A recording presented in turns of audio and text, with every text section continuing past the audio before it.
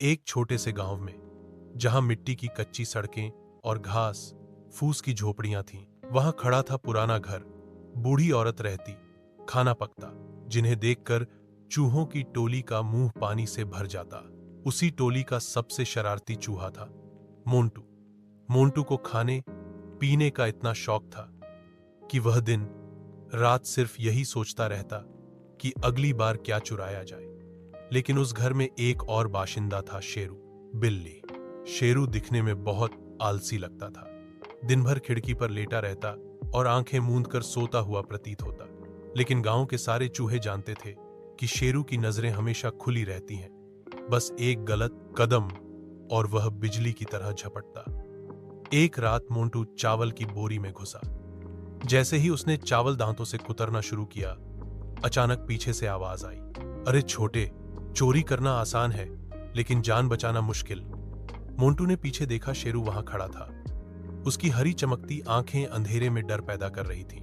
मोंटू डर के मारे कांप गया, लेकिन अपने डर को छुपाते हुए बोला, शेरू भाई, तुम तो दिन भर सोते रहते हो, अब आधी रात को डराने क्यों आए? शेरू मुस्कुराया, सोता मैं दिखता हूं, लेकिन असली खिलाड़ी तो वही होता है जो चुपचाप सब देखे। उस दिन तो मोंटू जैसे तैसे भाग निकला, लेकिन उसने ठान लिया, अब मैं शेरू को मात देकर ही दम लूंगा। मोंटू रोज नई योजना बनाता। कभी लकड़ी के छोटे छोटे टुकड़े गिराकर शेरू का ध्यान भटकाता, तो कभी चावल की बोरी के छेद दूसरी ओर कर देता। लेकिन शेरू भी कोई कम नहीं था। एक बार मोंटू ने सोचा, क्यों ना मैं अपने दोस्तों को साथ लाऊं, भीड़ होगी तो शेरू भी कुछ नहीं कर पाएगा। अगली रात उसने 5-6 चूहों को इकट्ठा किया और सब मिलकर घर में घुस गए। जैसे ही उन्होंने चावल के ढेर पर हमला बोला, तभी छत से एक भारी भरकम छाया कूदी। धड़ाम, सारे चूहे इधर उधर भागे। 2 चूहे पकड़े गए। शेरू ने उन्हें वहीं छोड़ दिया, लेकिन गुर्राकर बोला, याद रखो, मेरी अनुमति के बिना इस घर में दावत नहीं होगी। मोंटू को बहुत शर्मिंदगी हुई। कुछ दिन बाद गांव में आग लग गई। बूढ़ी औरत तो खेत की ओर भाग गई थी, लेकिन उसका घर जलने ही वाला था। उस घर में रखा खाना और सामान सब बर्बाद हो सकता था। मोंटू ने देखा कि चिंगारियां आटे की बोरी के पास पहुंच गई हैं। अगर यह बोरी जल गई तो न सिर्फ खाना बल्कि पूरा घर खाक हो जाएगा। वह दौड़कर बोरी के पास पहुंचा और अपने छोटे छोटे दांतों से बोरी को धकेलने लगा ताकि आग से दूर हो जाए। लेकिन बोरी बहुत भारी थी। तभी शेरू वहां आया। मोंटू ने घबराकर कहा, शेरू, आज लड़ने का वक्त नहीं है। अगर हम दोनों ने मिलकर बोरी नहीं हटाई तो यह घर जल जाएगा।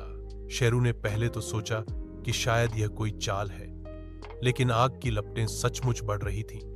उसने बिना सोचे बोरी पर पंजा मारा और मोंटू के साथ मिलकर बोरी को दूर खींचा। कुछ ही देर में गांव वाले आए और आग बुझा दी गई। उस रात पहली बार मोंटू और शेरू आमने सामने बैठे बिना डर के।